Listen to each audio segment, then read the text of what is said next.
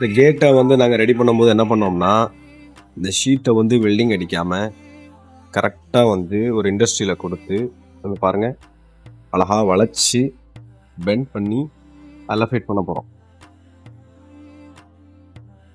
எல்லா ஷீட்டையும் நீட்டாக அந்த மாதிரி பெண்ட் பண்ணி அப்போ தான் அந்த ஃபினிஷிங் லெவல் பர்ஃபெக்டாக இருக்கும்.